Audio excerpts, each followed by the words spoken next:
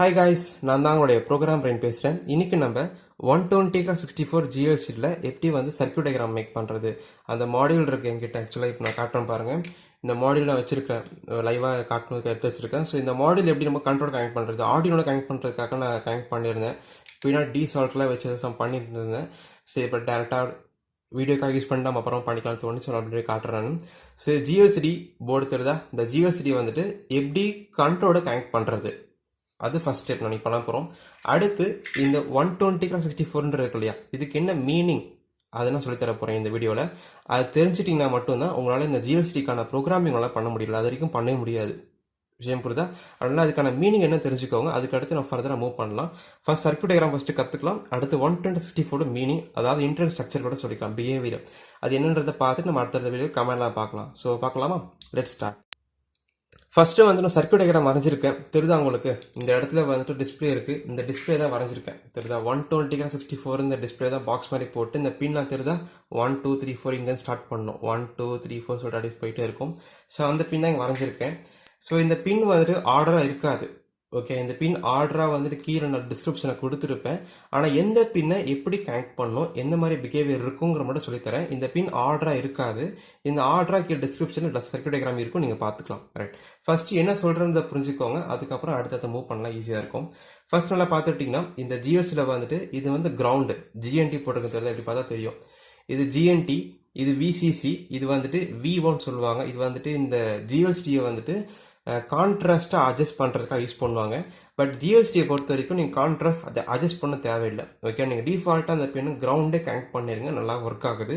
நீங்கள் இதுக்கு potentiometer adjust பண்ணுற சிலர் பண்ணியிருப்பாங்க, பட் அதெல்லாம் தேவையில்லை. கிரவுண்டை கனெக்ட் பண்ண டிஸ்பிளே கரெக்டாக ஒர்க் ஆகும். நான் நிறைய பண்ணி பார்த்தாலும் தெரியும் எனக்கு. நான் கிரவுண்டை கனெக்ட் பண்ணுவேன், அது நல்லா ஒர்க் ஆகும். ரைட்டா? நீங்கள் பொட்டன்சியோமீட்டர் கனெக்ட் பண்ண தேவையில்லை. அடுத்து வந்துட்டு RS பின் இருக்கு, RWEN பின். அதில் எங்கே கனெக்ட் தெரியுது, RS பின் வந்து D0 கனெக்ட் பண்ணியிருக்கேன், RW வந்துட்டு D1 கனெக்ட் பண்ணியிருக்கேன், EN வந்துட்டு D2 கனெக்ட் பண்ணியிருக்கேன். இந்த மூணுமே வந்து எல்சிடி படித்தவங்க நல்லா தெரியும் இல்லை. எல்சிடிலேயும் இதே மாதிரி பின் கொடுத்துருப்பாங்க, RSEN RW கொடுத்துருப்பாங்க. RW டிஃபால்ட்டாக கிரவுண்ட் கனெக்ட் பண்ணியிருப்பாங்க. இங்கேயும் அப்படியே கனெக்ட் பண்ணியிருக்கேன். நான் டிஃபால்ட்டாக நான் வந்துட்டு பின்னில் கனெக்ட் பண்ணியிருக்கேன். பட் இங்கேயும் RWங்கிற பின் டிஃபால்ட்டாக நீங்கள் கிரவுண்ட் கனெக்ட் பண்ணாலும் ஒர்க் அவுட் ஆகும். ரைட்டா? ஸோ எல்லாம் தெரியும், எல்சிடி படிச்சிருக்கவங்க தெரியும். நான் அப்பயே சொன்ன மாதிரி தான் ஜிஎல்சிடி படிக்கிறதுக்கு முன்னாடி எல்சிடி நல்லா கற்றுட்டு வந்தேன். ஜிஎல்சிடி ரொம்ப ஈஸியாக இருக்கும், ஏன்னா பின் அவுட் எல்லாமே அதே மாதிரி தான் இருக்கும். எல்சிடி படிச்சிருந்தா அது புரியும் உங்களுக்கு. ரைட்டா? ஸோ எல்சிடி படிக்காதவங்களுக்கு டிஸ்கிரிப்ஷன் லிங்க் தரேன், பிக்கில் சொல்லி கொடுத்துருக்கேன், அதை நீங்கள் பார்த்து கற்றுக்கலாம். ரைட், இப்போ ஆர்எஸ் பின்னா கமாண்ட் டேட்டா சொல்கிறது. கமாண்ட் வந்து ஆர்எஸ் பின்னை 0 பண்ணணும், 1 பண்ணணும். அதாவது D0ன்ற பின்னை நீங்கள் 1 பண்ணணும், டேட்டாவாக இருந்ததுன்னா கமாண்ட் வந்து 0 பண்ணணும். ரைட்டு, அதே எனபிள் பின் ஒன்று இருக்கும். Enable பின்னுங்கிறது data some D0 D7 வரைக்கும் பின் கொடுத்துருக்கோம் இல்லையா. நீங்கள் வைப்பீங்க டேட்டா வச்சிட்ட பிறகு எனபிள் பின்னை ஹை லோ பண்ணிட்டீங்கன்னா அது உள்ள போயிடும் சொல்வேன். எல்சிடியில் சொல்லி கொடுத்துருக்க எல்லாமே அதை ஃபர்தராக மூவ் பண்ணும்போது நான் சொல்லித்தர எல்லாமே நம்ம அதெல்லாம் பார்த்துக்கலாம். பட் எல்சிடி பேசிக் கற்றுட்டிங்கன்னா தான் இது உங்களுக்கு புரியும். ஓகேவா? ரைட்டு, இப்போ அடுத்து என்ன பண்ணியிருக்கோன்னா D0 to D7, அதாவது 8 பின் டேட்டா கம்யூனிகேஷனுக்காக வச்சுருப்பாங்க. நம்ம அதில் கமெண்ட் டேட்டாவை நம்ம வைப்போம். அதை அப்படியே எடுத்துகிட்டு வந்து எங்கே கனெக்ட் பண்ணியிருக்கிறோம் அப்படின்னா C0 to C7 வரைக்கும் 8 பின் அந்த ஃபுல் போர்ட் அப்படியே யூஸ் பண்ணிட்டேன் நான். ரைட்டா? ஸோ RS வந்து D0, RW வந்து D1, EN வந்து D2. இந்த D0 to D7 வந்து C0 to C7 வந்து கனெக்ட் பண்ணிட்டேன். எங்கெல்லாம் பண்ணிக்க தெரியுதா? நீங்கள் மாற்றிக்கலாம் சர்க்யூட் டயக்ராம், பட் எப்படி கனெக்ட் பண்ணுற மட்டும் சொல்லித்தரேன், வேணும் இல்லை. அடுத்து வந்து CS1 CS2 2 பின் கொடுத்துருப்பாங்க. இது சிப் செலக்ட் 1 சிப் செலக்ட் 2ன்னு சொல்லுவாங்க. ரைட்டா? அது என்னன்றதை போக போக நான் சொல்கிறேன். இப்போ CS1 அப்படிங்கிறது D3ல கனெக்ட் பண்ணியிருக்கேன், CS2 வந்துட்டு D4ல கனெக்ட் பண்ணியிருக்கேன். விஷயம் புரிஞ்சிருச்சா? ரைட், அப்புறம் இங்கே ரீசெட்னு பின் கொடுத்துருப்பாங்க. தெரியுதா? இந்த ரீசெட்னு ஒரு பின் கொடுத்துருப்பாங்க. இந்த ஜிஎல்சிடியில் டிஃபால்ட்டாக ரீசெட்ன்ற பின் கொடுத்துருப்பாங்க. அந்த பின் வந்து டிஃபால்ட்டாக பார் மேலே போட்டிருப்பாங்க. தெரியுதா உங்களுக்கு? இந்த RSTக்கு மேலே போட்டிருக்காங்க, பார் போட்டிருக்காங்க. இந்த பாருக்கு என்ன மீனிங் அப்படின்னா, இந்த பின்னுக்கு நீங்கள் லோ பல்ஸ் கொடுத்தீங்கன்னா இந்த ஜிஎல்சிடி ரீசெட் ஆயிரும். இந்த பின்னுக்கு நீங்கள் எப்போ 5 வோல்ட் கொடுக்குறீங்களோ அப்போ நீங்கள் இந்த ஜிஎல்சிடி யூஸ் பண்ணிக்கலாம். ரைட்டா? அதான் பார் போட்டிருக்காங்க. பார் மீன்ஸ் இந்த பின் லோ வோல்ட் கொடுக்கக்கூடாது, கொடுத்துட்டா இது ரீசெட் ஆயிரும். ரீசெட் பண்ணணும் நினச்சிங்க அப்படின்னா இந்த பின்னுக்கு நீங்கள் லோ பண்ணிக்கலாம். விஷயம் புரியுதா? ரைட்டு, இப்போ அடுத்து முக்கியமான பின் அவுட் என்னது அப்படின்னா இந்த பேக் லைட் அப்படிங்கிறது தான். தெரியுதா உங்களுக்கு? இந்த VCC கிரவுண்ட் கொடுத்துருக்கேன். இங்கே VCC கிரவுண்ட் இருக்கும், ஆனால் இந்த இடத்துல இன்னொரு VCC கிரவுண்ட் அப்படிங்கிறது K- சொல்லுவாங்க, VCC அப்படிங்கிறத A+ சொல்லுவாங்க, கேத்தோடு ஆனோட் அப்படி சொல்லுவாங்க. ரைட், அது என்ன நடக்குது அப்படின்னா அது வந்துட்டு ஒன்றும் ரொம்ப சிம்பிள் தான். இந்த GLCD பொறுத்த வரைக்கும் லைட் ஆன் ஆஃப் அப்படிங்கிற சில விஷயங்கள்லாம் இருக்கு இல்லையா. இப்போ உதாரணத்துக்கு இந்த டிஸ்பிளே எடுத்துக்கிட்டிங்கன்னா இந்த டிஸ்பிளே வந்துட்டு இந்த சும்மா பவர் சப்ளை கனெக்ட் பண்ண உடனே உள்ள இருக்கக்கூடிய ஐசிஸ் தெரியுதா, இந்த ஐசி எல்லாமே வந்துட்டு அப்படியே பவர் சப்ளை கொடுத்து ஆன் ஆக ஆரம்பிச்சிடும். ரைட்டா, அது ஆன் பண்ணுறதுக்கு தான் இந்த VCC இந்த கிரவுண்டு. ஆனால் இந்த டிஸ்பிளேயோட லைட் ஆன் ஆகிறதுக்கு உங்கள் பின் கொடுத்துருப்பாங்க, தெரியுதா உங்களுக்கு KA. இந்த பின்னுக்கு 2 பின் இங்கே சப்ளை கொடுத்துருப்பாங்க. இந்த பின்னுக்கு நீங்கள் சப்ளை கொடுத்துட்டீங்க, அதாவது இந்த சப்ளைவை தான் நமக்கு இங்கே கொடுத்துருப்பாங்க இந்த இடத்துல. ரைட்டா, அதான் இங்கே எழுதியிருக்கேன் நான். ஸோ இப்போ நீங்கள் இந்த KAக்கு எப்படி நீங்கள் சப்ளை கொடுத்தீங்களோ அப்போ இந்த டிஸ்பிளேயோட லைட் ஆன் ஆயிரும். அப்போ ரொம்ப பிரைட்டாக இருக்கும் நமக்கு. இன்கேஸ் சில பேருக்கு வந்துட்டு லைட் எரிய வேண்டாம், எனக்கு பிரிண்டிங் மட்டும் நடக்கணும், பிரிண்ட் மட்டும் நடக்கணும், சம் ஏதாவது இமேஜ் பிரிண்ட் பண்ணிட்டு பண்ணால் போது லைட் எனக்கு பிரைட் எரிய வேணாம் நினச்சிங்க அப்படின்னா இந்த இடத்துல நீங்கள் யூஸ் பண்ணிக்கிட்டால், அதாவது இந்த VCC பின் இருக்கு இல்லையா, இந்த VCC பின்னுக்கு கிரவுண்டே கொடுத்துக்கலாம். நீங்கள் அப்புறம் கிரவுண்டே கொடுத்துட்டீங்க அப்படின்னா இந்த GLCD வந்து லைட் எரியாது, பிரிண்டிங் மட்டும் நடக்கும். ஏன்னா பிகாஸ் இங்கே நீங்கள் பவர் சப்ளை கொடுத்துருக்கீங்க, இங்கே நீங்கள் பவர் சப்ளை கொடுத்ததுனால உள்ள இருக்கிற ஐசிக்கு பவர் சப்ளைக்குனால பிரிண்டிங் நடக்கும். ஆனால் எனக்கு லைட் எரிய வேண்டாம், கண்ணு ரொம்ப கூசுதுன்னு நினச்சிங்க அப்படின்னா இதுக்கு நீங்கள் கிரவுண்டு கொடுத்து நீங்கள் வந்து யூஸ் பண்ணிக்கலாம். விஷயம் புரியுதா உங்களுக்கு? இதான் கான்செப்ட். ஸோ எப்படி இதெல்லாம் வந்துட்டு எப்படி கனெக்ட் பண்ண சொல்லி கொடுத்துட்டேன். ஓகே கைஸ், இப்போ நம்ம வந்துட்டு 128x64 மீனிங் என்ன, அந்த LCD சொல்கிறோம் இல்லையா, இந்த இதுதான் இருக்குன்னு சொல்கிறோம் இல்லையா, அதுக்கான மீனிங் என்னன்ற ஃபஸ்ட் நம்ம புரிஞ்சுக்கணும். அதுக்கான டயக்ராம் வரைஞ்சிருக்கேன். அதாவது இந்த டிஸ்பிளே இருக்கு இல்லையா, இந்த டிஸ்பிளேவை தான் நான் இங்கே பெருசாக வரைஞ்சிருக்கேன். உள்ளுக்குள்ளே என்ன நடக்குது, இன்டர்னல் ஒர்க்கிங் கூட சொல்லலாம், பிஹேவியர் சொல்லிக்கலாம். அதை பற்றி பேசுறதுக்கு நமக்கு இந்த படம் ரொம்ப யூஸ்ஃபுல்லாக இருக்கும்.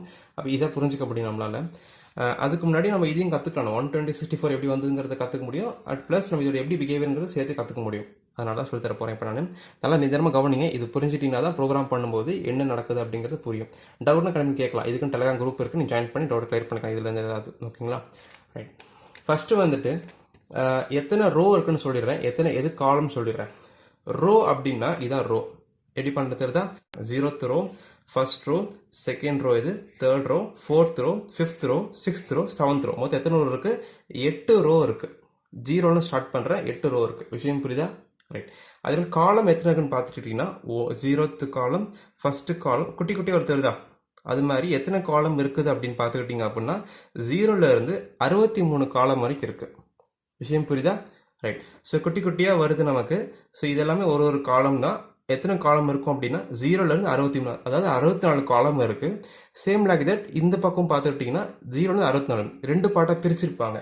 இந்த டிஸ்பிளே நீங்கள் பொதுவாக பார்த்துக்கிட்டிங்கன்னா ஃபுல் டிஸ்பிளே தான் இருக்கும், ஆனால் 2 பார்ட்டாக பிரிச்சிருப்பாங்க. ஒரு left hand side, right hand side பிரிச்சிருப்பாங்க.